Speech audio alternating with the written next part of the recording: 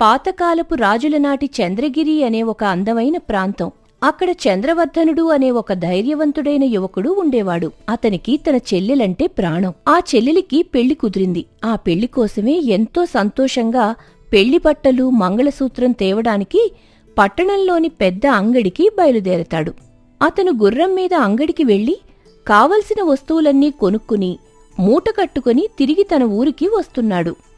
ఆ వచ్చే మార్గమధ్యలో ఒక అడవి ప్రదేశం దాటుతుండగా ఒకచోట పెద్ద ఎత్తున జనం గుమిగూడి ఉండటం చూస్తాడు. గుర్రాన్ని ఆపి అక్కడి సంఘటనను చంద్రవర్ధనుడు నిశితంగా చూశాడు. అక్కడ ఒక పక్క శవాన్ని ఉంచారు. ఆ పక్కనే ఒక పెద్ద గుంట తవ్వి ఉంది. ఒక పెళ్లైన యువతిని పట్టుకుని చుట్టూ ఉన్నవాళ్లు గట్టిగా ఏడుస్తున్నారు. కొందరు ఆమెను బలవంతంగా లాగుతున్నారు. అది చూసి చంద్రవర్ధనుడికి ఏమీ అర్థం కాలేదు.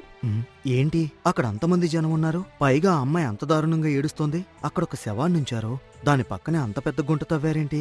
ఇదంతా చూస్తుంటే ఏదో వింతగా భయానకంగా ఉందే. అసలక్కడ ఏం జరుగుతుందో అని అనుకుంటూ చంద్రవర్ధనుడు తన గుర్రాన్ని వేగంగా ఆ జనం ఉన్న వైపుకి పోనిచ్చాడు. గుర్రం దిగి ఆ గుంపులోకి వెళ్లి అక్కడ నిలబడి ఉన్న ఒక వృద్ధుడిని పట్టుకుని ఆందోళనగా ప్రశ్నించాడు. పెద్దాయనా, ఏం జరుగుతుంది ఇక్కడ?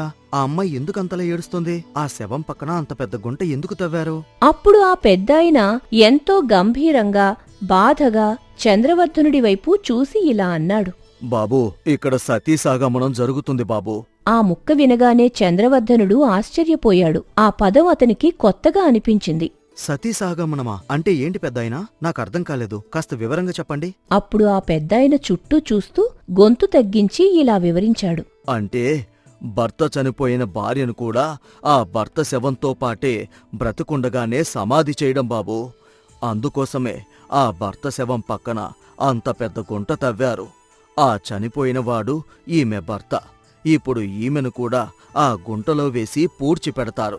ఇది మాకు ఎప్పట్నుంచో వంశపారంపర్యంగా వస్తున్న ఆచారం బాబూ.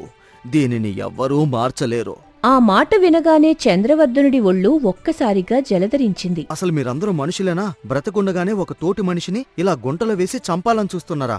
దీన్ని ఆచారమనరు, హత్య అంటారు. బ్రతుకున్న మనిషిని చంపటం ముమ్మాటికి ఘోరమైన హత్య అవుతుంది, తెలుసా మీకు? చంద్రవర్ధనుడు అలా గద్దించేసరికి అక్కడే నిలబడి ఉన్న ఊరి పెద్ద ముందుకు వచ్చి కళ్ళెర్రజేసి గంభీరంగా మాట్లాడాడు. నీకేం తెలీదులే బాబా, నువ్వెవరో పరాయోళ్ళ ఉన్నావు. నీకు ఈ ఊరికి అసలు సంబంధమే లేదో. మా వంశపారంపర్యంగా వస్తున్న ఆచారాల గురించి మాట్లాడే హక్కు నీకసలు లేనేలేదో. మర్యాద ఎక్కడి నుంచెళ్ళో, లేదంటే నీ మర్యాద దక్కదో. అంతలోనే ఆ గుంపులో ఉన్న ఒక ముసలమ్మ చంద్రవర్ధనుడి దగ్గరికి వచ్చి మెల్లగా హెచ్చరిస్తున్నట్టు ఇలా అంది. చూడు బాబూ, ఇదంతా నీకనవసరమైన విషయం. నువ్వొచ్చిన దారి చూసుకుని వెళ్ళిపోవడమే నీకు మంచిది. లేదంటే ఈ ఊరి జనమంతా ఒక్కటై నీమీద తిరుగుబాటు చేస్తారు.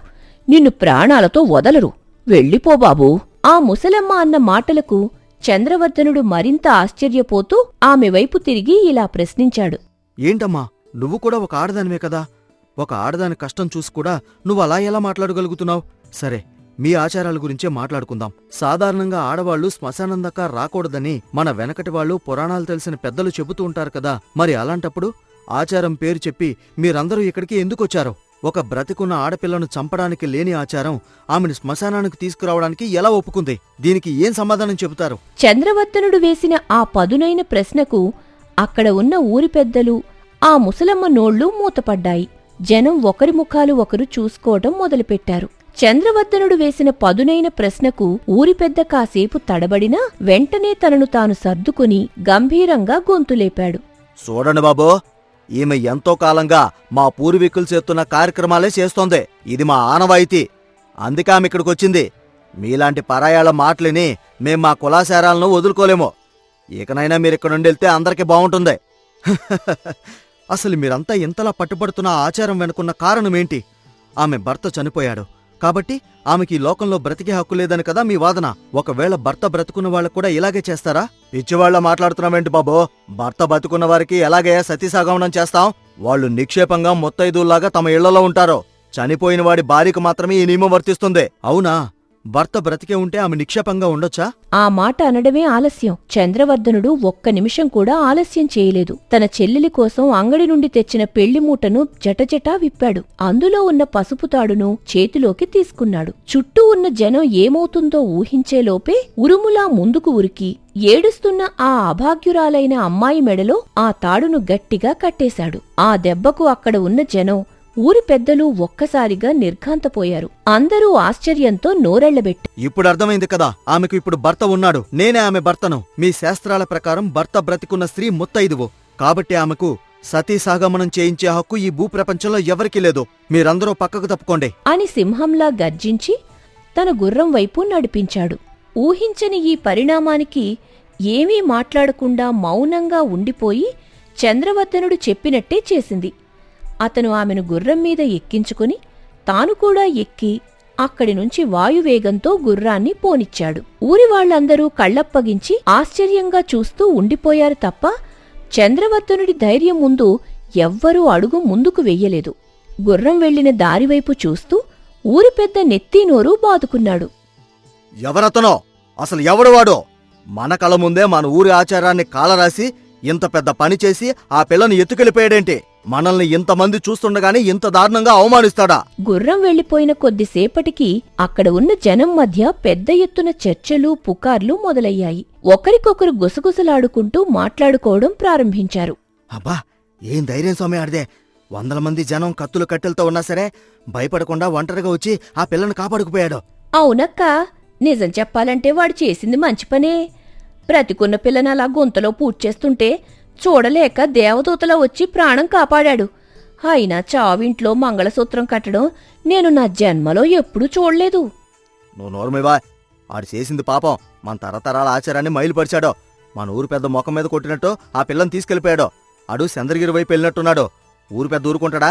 ఆడి కథ ముగిసినట్టే అంటూ ఊరంతా చంద్రవర్ధనుడి గురించి, అతని సాహసం గురించి రకరకాలుగా మాట్లాడుకోవడం మొదలుపెట్టారు. చంద్రవర్ధనుడు గుర్రాన్ని తన ఇంటి ముందుకు ఆపి గుర్రం మీద నుండి దిగి ఆ అమ్మాయిని నెమ్మదిగా కిందికి దించాడు. ఆపై ఆమెను తీసుకుని సాదరంగా ఇంటి లోపలికి నడిచాడు. ఇంట్లో అప్పుడే పెళ్లి పనుల గురించిన ముచ్చట్లలో ఉన్న తల్లి, చెల్లెలు రేఖ ఒక్కసారిగా చంద్రవర్ధనుడిని, అతని పక్కనే కొత్తగా పెళ్లితాడుతో కళ్లనిండా భయంతో నిలబడి ఉన్న ఆ అమ్మాయిని చూసి ఆశ్చర్యపోయారు. ఏంట్రా వర్ధన ఇది? పెళ్లి అంగడికి వెళ్లి బట్టలు, మంగళసూత్రం తీసుకురమ్మంటే ఎవరో అమ్మాయిని వెంటబెట్టుకునొచ్చావు. పైగా ఆమె మెడలో పసుపు తాడుందేంటి నాయనా? అసలేం జరిగింది? చంద్రవర్ధనుడు నిట్టూర్చి మార్గమధ్యలో శ్మశానవాటికలో జరిగిన ఘోరాన్ని, సతీ సహగమనం పేరుతో బ్రతికున్న ఆ పిల్లను పూడ్చిపెట్టడానికి ఊరి జనం చేసిన ప్రయత్నాన్ని, తాను సమయస్ఫూర్తితో మంగళసూత్రం కట్టి ఆమెను కాపాడిన విధానాన్ని అంతా వివరంగా చెప్పాడు. ఆ మాటలు వినగానే తల్లి కళ్లల్లో నీళ్లు తిరిగాయి. ఎంత ఘోరం నాయనా! బ్రతికున్న మనిషిని అలా చంపేస్తారా? వర్ధనా, నువ్వు నా కడుపును పుట్టినందుకు ఈరోజు నా జన్మ ధన్యమైందిరా. ఒక అభాగ్యురాలి ప్రాణాన్ని కాపాడి ఎంత గొప్ప పని చేశావురా. శాస్త్రాల కన్నా తోటి మనిషి ప్రాణం మిన్నా అని నిరూపించావు. చెల్లెలు రేఖ కూడా ఎంతో సంతోషంతో ఆ అమ్మాయి దగ్గరకు వచ్చి ప్రేమగా ఆమె భుజం మీద చెయ్యి వేసింది. అవునమ్మా, అన్నయ్య నిజంగా దేవదూతలా వెళ్లి ఆపదలో ఉన్న ప్రాణాన్ని కాపాడాడు. వదినా, నీ పేరేంటో చెప్పలేదు? ఆ అమ్మాయి కళ్లల్లోని భయం కాస్త తగ్గి నెమ్మదిగా వణుకుతున్న గొంతుతో సమాధానం చెప్పింది. నా పేరు మందార. ఆ పేరు వినగానే రేఖ ముఖంలో ఒక అందమైన చిరునవ్వు వెలిసింది. వదినా, నీ పేరు మందారా? చాలా బావుందొదినా. నీ పేరులాగే నువ్వు కూడా చాలా అమాయకంగా అందంగా ఉన్నావు. రా, లోపలికొచ్చి కూర్చో. మందారను లోపలికి తీసుకువెళ్లి నీళ్ళిచ్చి కూర్చోబెట్టారు. మందార కళ్లల్లో కృతజ్ఞతాభావం సుడులు తిరుగుతోంది. ఆమె చంద్రవర్ధనుడి వైపు, ఆ తర్వాత రేఖ వైపు చూస్తూ మాట్లాడటం మొదలుపెట్టింది. రేఖ, మీ అన్నయ్య చాలా మంచివాడు. అసలా సమయంలో నా ప్రాణం కాపాడడానికి దేవుడే మీ అన్నయ్య రూపంలో వచ్చాడమ్మా. లేదంటే ఈ పాటికి నన్ను ఆ కటిక నేలలో బ్రతికుండగానే పూడ్చేసి ఉండేవారు. నా ప్రాణం కాపాడిన మీ అన్నయ్య రుణం నేను ఏ జన్మలోనూ తీర్చుకోలేను అంటూ కాసేపు ఆగి మందార ముఖం మళ్లీ ఆందోళనతో గంభీరంగా మారింది. ఆమె చేతులు జోడించి సాలోచనగా ఇలా అంది. కాని రేఖ, నా ప్రాణమైతే దక్కింది. కాని మా ఊరిలో ఈ క్రూరమైన దురాచారాన్ని ఎలాగైనా తొలగించాలి. నాలాంటి అభాగ్యులు ఎంతో మంది ఆడవాళ్లు ఆ ఊరిలో ఆచారం పేరుతో బ్రతికుండగానే తమ ప్రాణాలను పోగొట్టుకుంటున్నారు. చనిపోయిన భర్తతో పాటు భార్య కూడా చావాలనే ఈ రాక్షస నియమం ఆ ఊరిలో ఎందరో ఆడబిడ్డల జీవితాలను శ్మశానం పాలు చేస్తోంది. ఆ ఊరిని మార్చాలి. మందార మాటల్లోని ఆవేదనను బాధను విన్న చెల్లెలు రేఖ మనసు ద్రవించిపోయింది. ఆమె మందార చేతులను తన చేతుల్లోకి తీసుకుని ఎంతో నమ్మకంగా ధైర్యం చెబుతూ ఇలా అంది. వదినా, నువ్వేం బాధపడకు, కంగారు పడకు. నేను ఈరోజే ఇప్పుడే ఈ విషయం గురించి అన్నయ్యతో మాట్లాడతాను. పరాయి ఊర్లోనే అంతమంది దుర్మార్గులను ఎదిరించి నిన్ను కాపాడిన మా అన్నయ్య నీ ఊరి ప్రజల మనుషులను మార్చలేడా? ఇకపై మీ ఊరి బాధ్యత, అక్కడున్న ఆడవాళ్ల ప్రాణాలను కాపాడే బాధ్యతంతా మా అన్నయ్యే స్వీకరిస్తాడు. ఆ దురాచారాన్ని అన్నయ్య ఖచ్చితంగా అంతం చేస్తాడు వదినా. నువ్వు ధైర్యంగా ఉండు. మందార రేఖల మాటలను చంద్రవర్ధనుడు గది బయట నిలబడి చాటుగా వింటాడు. మందార ఆవేదన, తన చెల్లెలి నమ్మకం అతని గుండెల్ని తాకుతాయి. అతను తన మనసులో ఇలా అనుకుంటాడు. మందార చెప్పింది నిజం. ఒక ప్రాణాన్ని కాపాడినంత మాత్రాన ఈ దురాచారం అంతం కాదు. ఖచ్చితంగా ఈ ఊరి బాధ్యతను నేను స్వీకరిస్తాను. ఆ అంధకారాన్ని నరికేసే బాధ్యత నాదే అని అనుకుంటూ చంద్రవర్ధనుడు గదిలోకి వస్తాడు. అన్నయ్యను చూడగానే రేఖ ఏదో చెప్పబోతూ ఉండగా అతనే, రేఖా, మందార, మీరేం కంగారు పడకండి. నేనున్నాను. ఆ ఊరిని మార్చే బాధ్యత నాది. రేపే నేను ఆ ఊరికి ప్రయాణమవుతున్నాను. మరుసటి రోజు ఉదయాన్నే చంద్రవర్ధనుడు మందార వాళ్ల ఊరికి చేరుకుంటాడు. మగవాళ్లతో నేరుగా గొడవ పెట్టుకుంటే లాభం లేదని గ్రహించిన అతను ఒక వ్యూహం ప్రకారం మొదట ఆ ఊరిలో ఉన్న ఆడవాళ్లందర్నీ రహస్యంగా ఒక చోటికి చేరుస్తాడు. వాళ్లతో ఎంతో ఆవేశంగా, భావోద్వేగంగా మాట్లాడి వాళ్లలో ధైర్యాన్ని నింపుతాడు. అమ్మల్లారా, అక్కల్లారా, ఆలోచించండి. మీ కళ్ల ముందే మీ తోటి ఆడబిడ్డలను బ్రతికుండగానే సమాధి చేస్తుంటే ఎలా మౌనంగా ఉంటున్నారు మీరు? భర్త చనిపోతే భార్యకు బ్రతికే హక్కు లేదా? మీ గొంతుకలను మీరే నొక్కుకుంటారా? రేపు మీ కూతుళ్ల పరిస్థితి కూడా ఇదే అవుతుంది. తిరగబడండి. మీ ప్రాణాల కోసం మీరు పోరాడండి. చంద్రవర్ధనుడి పదునైన మాటలు ఊరి ఆడవాళ్ల గుండెల్లో ఒక నిప్పు కణికలా మారాయి. వాళ్లలో అప్పటివరకు ఉన్న భయం పోయి ఏదైనా చెయ్యాలనే కసి, ధైర్యం కలిగాయి. సరిగ్గా అదే సమయంలో ఆ ఊరిలో దురదృష్టవశాత్తు మరో వ్యక్తి చనిపోతాడు. ఊరి పెద్దలు, మగవాళ్లంతా కలిసి ఆచారం ప్రకారం అతని భార్యను కూడా సతీసహగమనం చేయించడానికి బలవంతంగా లాక్కురావటానికి ప్రయత్నిస్తారు.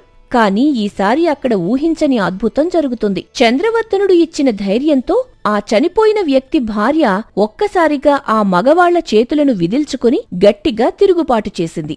ఆపండి, నేను రాను. నా భర్త చనిపోతే నేనెందుకు చనిపోవాలి? నా ప్రాణాన్ని తీసుకోవడానికి మీరెవరు? అని గట్టిగా నిలదీసింది. ఆమె తిరుగుబాటు చేయడంతో అక్కడే ఉన్న ఊరి పెద్ద కళ్ళు ఎర్రచేసి ముందుకు ఉరికాడు. ఎంత పొగరు నీకో? తరతరాల ఆచారాన్నే ధిక్కరిస్తావా? నడవమంటే నడవకు తప్పదో. సరిగ్గా అప్పుడు ఆ ఊరి ఆడవాళ్లందరూ ఒక్కటయ్యారు. ఆడవాళ్లు కట్టెలు, చేతుల్లో దొరికిన ఆయుధాలు పట్టుకుని చుట్టూ చేరి మగవాళ్ల మీదకి తిరుగుబాటు చేస్తారు. ఆపండి, ఇకపై మా ఊర్లో ఏ ఒక్క ఆడదాని ప్రాణం కూడా ఈ ఆచారం పేరుతో బలి కావడానికి వీల్లేదు. ఒక్క అడుగు ముందుకు వేసినా ఊరుకునేది లేదు అని సింహినుల్లా గర్జించారు. ఆడవాళ్లందరూ అలా ఒక్క తాటిపై నిలబడి కలిసికట్టుగా ఉండడంతో ఊరి మగవాళ్లు, ఆ పెద్దలు ఏమీ చెయ్యలేక చేతులెత్తేసి వెనక్కి తగ్గిపోతారు. ఒక పరాయి యువకుడు వచ్చి తమ ఆడవాళ్లలో ఇంతటి విప్లవాన్ని తెచ్చాడని, ఈ మార్పు అంతటికీ కారణం ఆ చంద్రవర్ధనుడేనని ఊరి పెద్దలు నిస్సహాయంగా చూస్తూ ఉండిపోతారు. ఆ ఉత్కంఠభరితమైన సమయంలో చంద్రవర్ధనుడు చాటునుంచి నేరుగా ఆ గుంపు మధ్యలోకి నడుచుకుంటూ వస్తాడు. చూశారా ఊరి పెద్దగారు? ఎప్పటికైనా కళ్ళు తెరిచుండండి. సమాజం మార్పును కోరుకుంటుంది. ఒక ఆడది అబల కాదు, అవసరమైతే ప్రాణాలను తీసే ఆచారాలను కూడా ఎదిరించే శక్తి స్వరూపిణి అని ఈరోజు మీ ఊరి ఆడబిడ్డలు నిరూపించారు. శాస్త్రాలు, ఆచారాలు అనేవి మనుషులు ప్రాణాలు కాపాడ్డానికి ఉండాలి కాని బ్రతికున్న తోటి మనిషిని చంపడానికి కాదు. ఇప్పటికైనా మీ తప్పును తెలుసుకోండి. చంద్రవర్ధనుడు చెప్పిన పదునైన నిజాలు, చుట్టూ ఆయుధాలు పట్టుకుని సింహనుల్లా నిలబడిన ఆడవాళ్ల ఆవేశం చూసి ఊరి పెద్దల్లో భయం, పశ్చాత్తాపం ఒకేసారి మొదలయ్యాయి. నన్ను క్షమించు బాబు. ఇన్నాళ్ళు ఆచారం అనే అంధకారంలో పడి ఎంత పెద్ద తప్పు చేస్తున్నామో మాకర్థమైంది. ఒక పరాయి ఊరివాడివయ్యుండి కూడా మా కళ్ళు తెరిపించావు. ఈ రోజు నువ్వు మా ఊరిని, మా ఆడబిడ్డలను మహాపాపం నుండి కాపాడావు నాయనా. ఆ తరువాత ఊరి పెద్ద చుట్టూ ఉన్న జనం వైపు తిరిగి గంభీరమైన గొంతుతో ఒక పెద్ద ప్రకటన చేశాడు. గ్రామస్తులారా వినండి, ఈ రోజు నుంచి మన ఊర్లో ఈ సతీ సహగమనమనే రాక్షస ఆచారానికి చరమగీతం పాడుతున్నాము. ఇకపై మన ఊర్లో సతీ సహగమనమనే పేరు లేదు, వినపడదు కూడా. భర్త చనిపోయినా సరే స్త్రీలందరూ తమ ఇష్ట ప్రకారం గౌరవంగా స్వేచ్ఛగా జీవించవచ్చు. ఇది నా మాట. ఊరి పెద్ద నోట ఆ మాట వినగానే శ్మశానవాటిక అంతా ఒక్కసారిగా ఆనంద డోలికల్లో మునిగిపోయింది. ఆడవాళ్లందరి కళ్లల్లో సంతోష భాష్పాలు రాలాయి. ఒక పెద్ద శాపం నుండి తమ ఊరికి విముక్తి లభించిందని అందరూ ఎంతో సంతోషపడ్డారు. చంద్రవర్ధనుడికి జేజేలో, చంద్రవర్ధనుడికి జేజేలో, మా ఊరిని కాపాడిన దేవుడికి జేజేలో. తన సాహసంతో బుద్ధిబలంతో ఆ ఊరి వారిని, అక్కడ ఆడవాళ్ల జీవితాలను శాశ్వతంగా కాపాడాడు. ఆ తరువాత చంద్రవర్ధనుడు ఎంతో తృప్తిగా తన సొంత ఊరైన చంద్రగిరికి తిరిగి వచ్చాడు. అనుకున్నట్టుగానే అతని చెల్లెలు కాంతిరేఖ పెళ్లి చాలా ఘనంగా వైభవంగా జరిగింది. ఆ పెళ్లి వేడుకకు మందార ఊరి ప్రజలు కూడా వచ్చి చంద్రవర్ధనుడిని ఎంతో గౌరవించారు. చెల్లెలి పెళ్లి బాధ్యత ముగిసిన తరువాత చంద్రవర్ధనుడు తన తల్లి ఆశీస్సులు తీసుకుని తాను ప్రాణం పోసి కాపాడుకున్న మందారతో కలిసి ఎంతో సంతోషంగా కొత్త జీవితాన్ని మొదలుపెడతాడు. మందార కళ్లల్లో ఇప్పుడు భయం లేదు, కేవలం చంద్రవర్ధనుడిపై ఉన్న ప్రేమానురాగాలు మాత్రమే ఉన్నాయి.